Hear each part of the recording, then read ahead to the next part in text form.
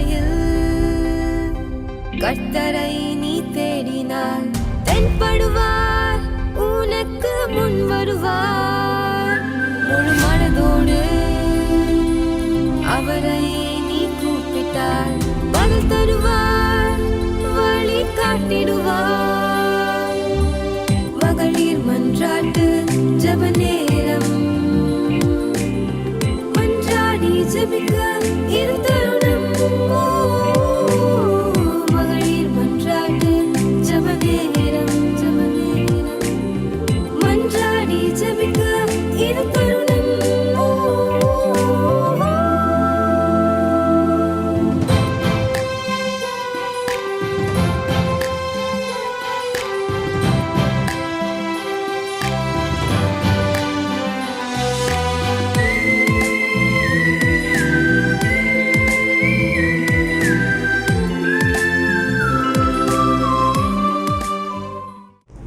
கர்த்தரும் இரட்சகரும் ஆகிய இயேசு கிறிஸ்துவின் நாமத்தில் உங்கள் யாவரையும் வாழ்த்துகிறேன். இந்த நல்ல நிகழ்ச்சிக்கு வரவேற்கிறேன். நாம் கூடி வந்திருக்கிறது கர்த்தருடைய பாக்கியம். ஆமென். நாம் பாக்கியவான்கள். கர்த்தரை தேடுகிற ஜனம் பாக்கியம் உள்ளது. நாம் அவரை தேடி வந்திருக்கிறோம். தேடி வந்த ஒருவரையும் அவர் வெறுமனே விட்டதே இல்லை.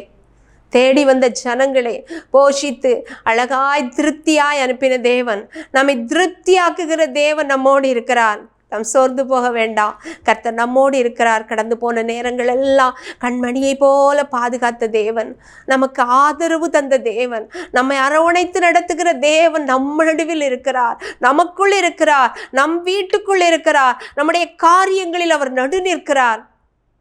கர்த்தர் நல்லவர். அவருடைய இரக்கங்களுக்கு முடிவே இல்லை. அவர் நம்ம இரக்கமுள்ள தேவன்.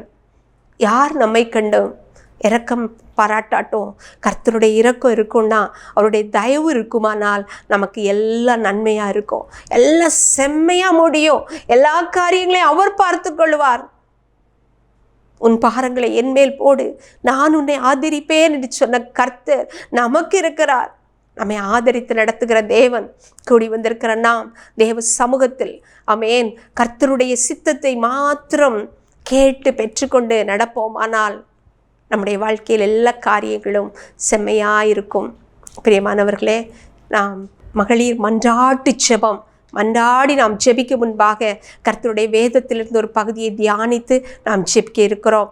கர்த்தருடைய வேதம் அது புடமிடப்பட்டது, அது பொன்னை போன்றது, அது தேனினும் தெள்ளி தேனிலும் மதுரமானது. இந்த வார்த்தைகள் ஒவ்வொன்றும் நம்மை ஆறுதல் படுத்தும், நம்மை எப்போதும் அது தேற்றும். நமக்கு வேண்டிய எல்லா ஆலோசனைகளும் இந்த வார்த்தையில் உண்டு. ஆமென். இப்போதும் உபாகமம் 32ஆம் அதிகாரம் 11, 12, 13வது வசனத்தை நாம் வாசிக்கலாம். வேதத்தை வைத்திருக்கிறவர்கள் கரங்களில் எடுத்து உபாகமம் 32ஆம் அதிகாரத்தை அதனுடைய 11, 12, 13வது வசனங்களை எடுக்கலாமா?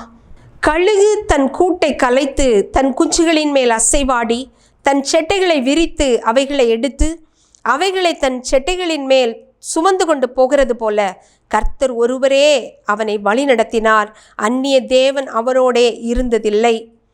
பூமியில் உள்ள உயர்ந்த ஸ்தலங்களின் மேல் அவனை ஏறி வர பண்ணினார். வயலில் விளையும் பலனை அவனுக்கு புசிக்க கொடுத்தார். கண்மலையில் உள்ள தேனையும் கற்பாறையிலிருந்து வடியும் எண்ணெயையும் அவன் உண்ணும்படி செய்தார். ஆமென், ஆமென். ஒரு கழுகு சுமப்பது போல கர்த்தர் நம்மை சுமக்கிறார். அப்படி சுமந்து போகும்போது அவர் என்னென்ன நன்மைகளை தருகிறார் என்று சொல்லி நாம் இந்த வேத பகுதியிலே வாசித்தோம். இன்றைக்கு கர்த்தர் நம்மை சுமக்கிற தேவனாயிருக்கிறார். அவர் நம்மை ஒரு கழுகு எப்படி ஒரு குஞ்சை பேணி பாதுகாத்து அது அழகாய் ட்ரெயின் பண்ணி அந்த கழுகை உயர்ந்த ஸ்தானங்களில் உட்கார பண்ணுகிறதோ அதுபோல கர்த்தர் நம்மை அழகாய் அசைவாடி நம்மேல் அசைவாடி அழகாய் நம்மை அவர் பாதுகாக்கிறவராயிருக்கிறார், நமக்கு பயிற்றுவிக்கிறவராயிருக்கிறார், நமக்கு எல்லா நன்மைகளையும் தந்து உயர்த்தி வைக்கிறவராயிருக்கிறார். ஒரு நம்பிக்கையின் வசனம், நமக்கு நல்ல ஒரு நம்பிக்கையை தருகிற வசனம்.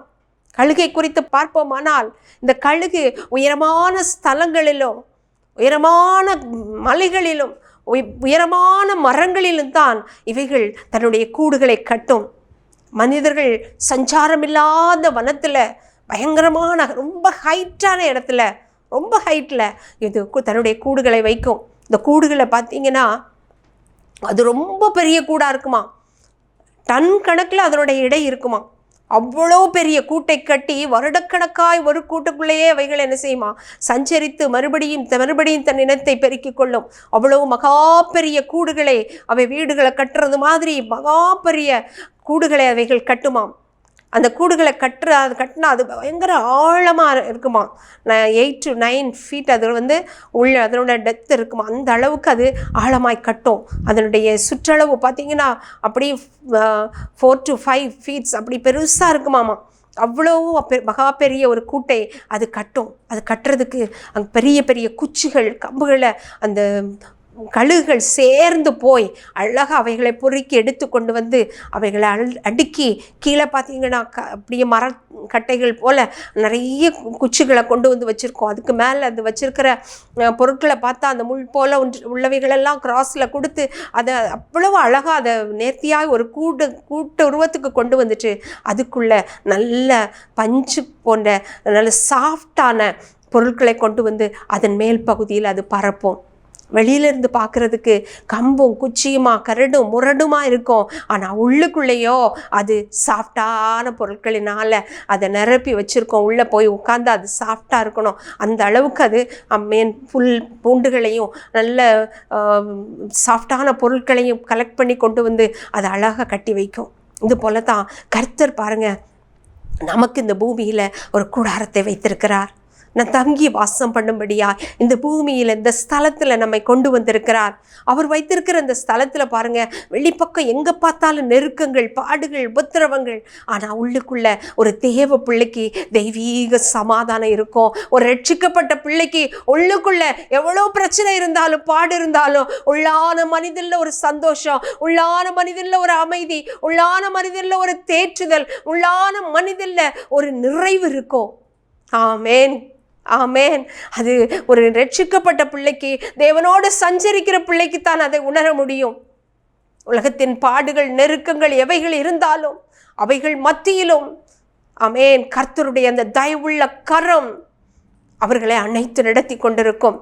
இந்த பெரிய கூட்டுக்குள்ள அந்த கழுகுகள் முட்டையிட்டு அந்த முட்டையை அது அப்படியே சிறகுகளுக்குள்ள அது மறைத்து அழகாய் அடை காத்து குஞ்சுகளை வெளியே கொண்டு வருவது போல கர்த்தராகிய தேவன் இந்த பூமியின் இக்கட்டுகளிலும் இந்த பூமியின் பிரச்சனைகள் மத்தியிலும் நம்மை அவர் அழகாய் அரவணைத்து நடத்தி வருகிறார்.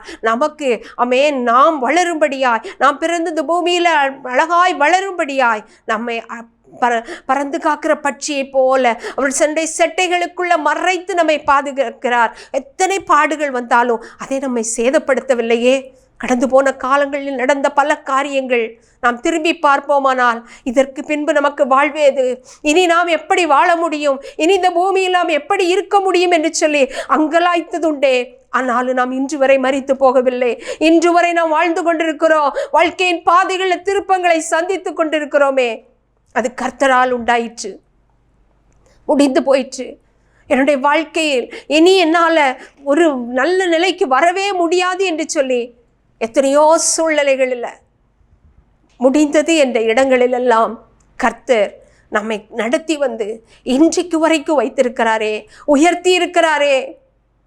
அந்த தேவனுடைய அந்த பாதுகாப்பு, அந்த செட்டையின் கீழ் மறைத்து பாதுகாக்கிற பாதுகாப்பு நம்மேல் இருக்கிறபடியினால் தான் நாம் பாதுகாக்கப்பட்டிருக்கிறோம்.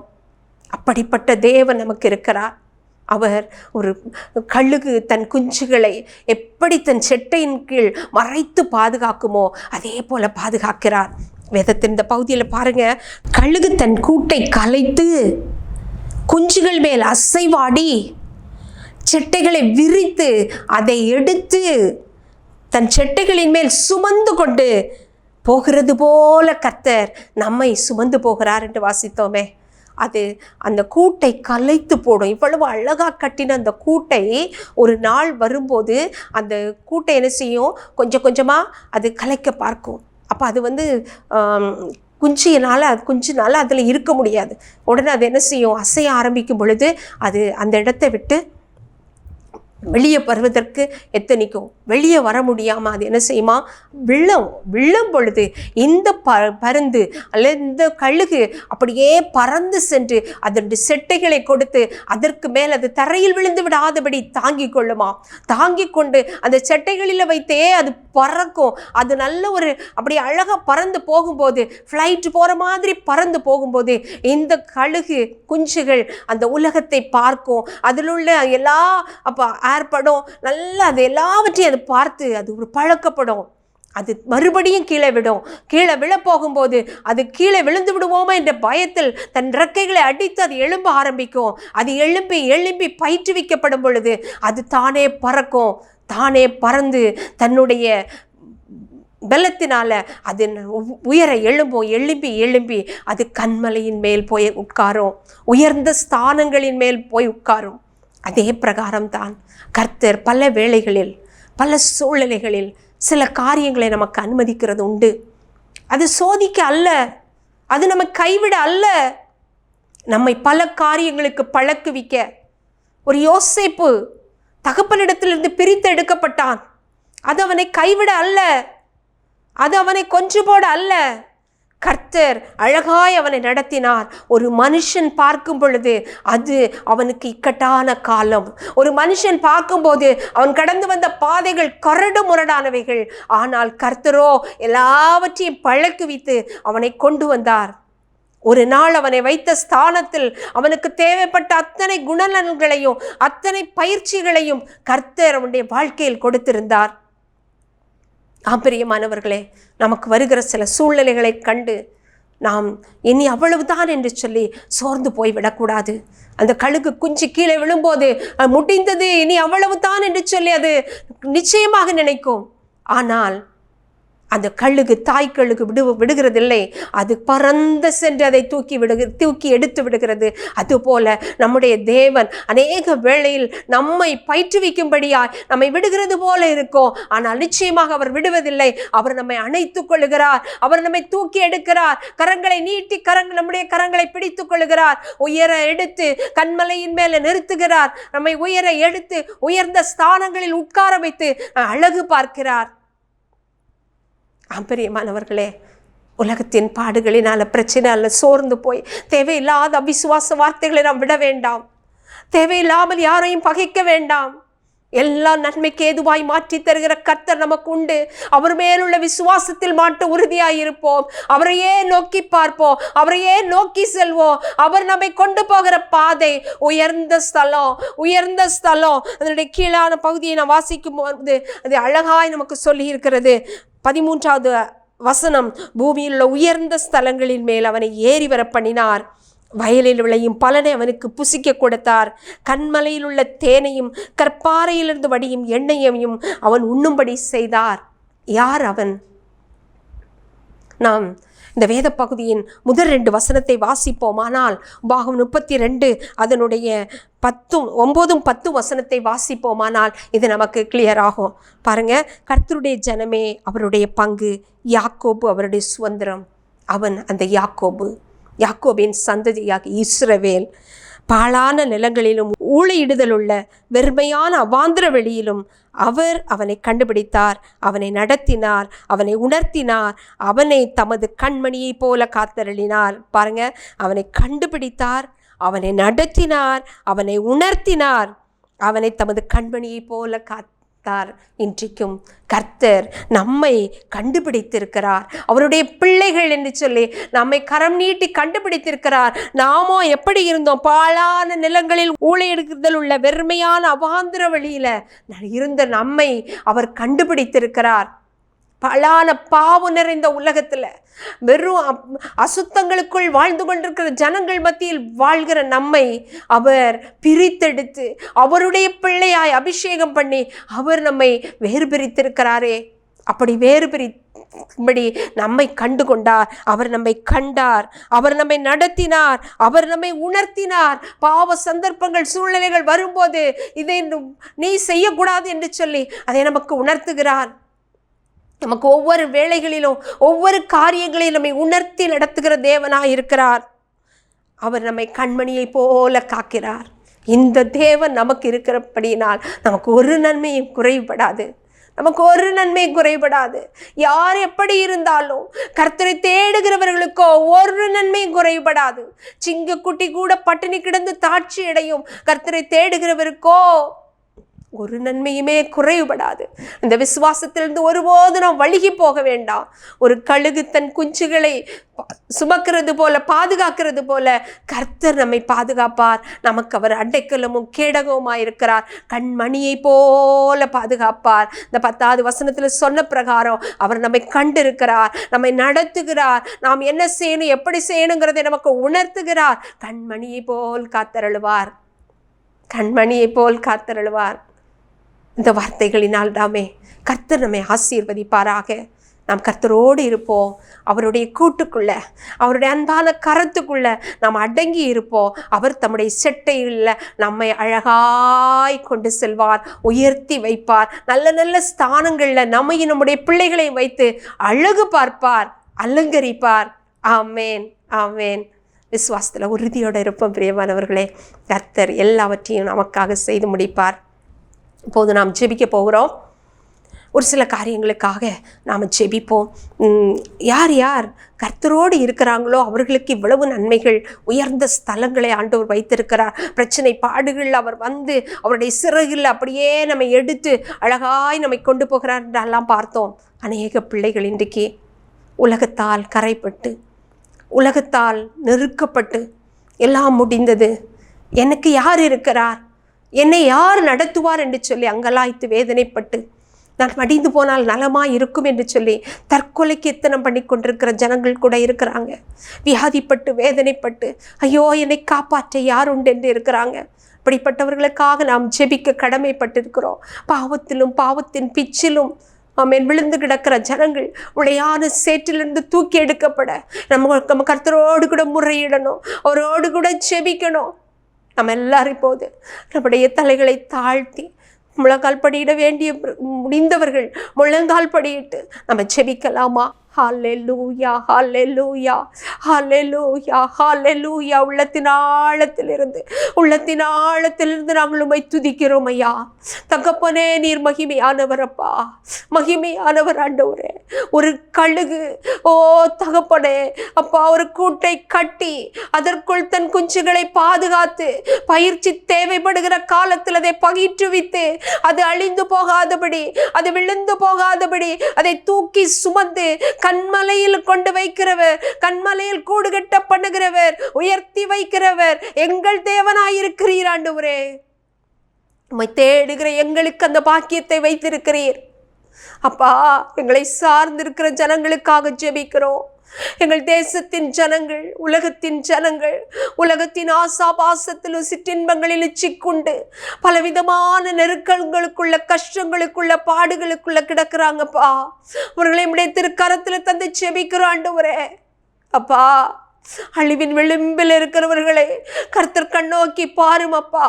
போதும் கர்த்தாவே, என்னை எடுத்துக்கொள்ளும் என்று இருக்கிறவர்களை கர்த்தர் கரநீட்டி தூக்கி எடுங்கப்பா. உம்முடைய சிறகின் நிழலில் மறைங்கப்பா. தகப்பனே, போதும் என்று சொல்லி அப்பா தற்கொலைக்காய் எத்தனம் பண்ணுகிறவர்களை கர்த்தர் கை தூக்கி எடுத்துருங்கப்பா. அவர்களுக்கு ஒரு புது வாழ்வை கொடுப்பீராக.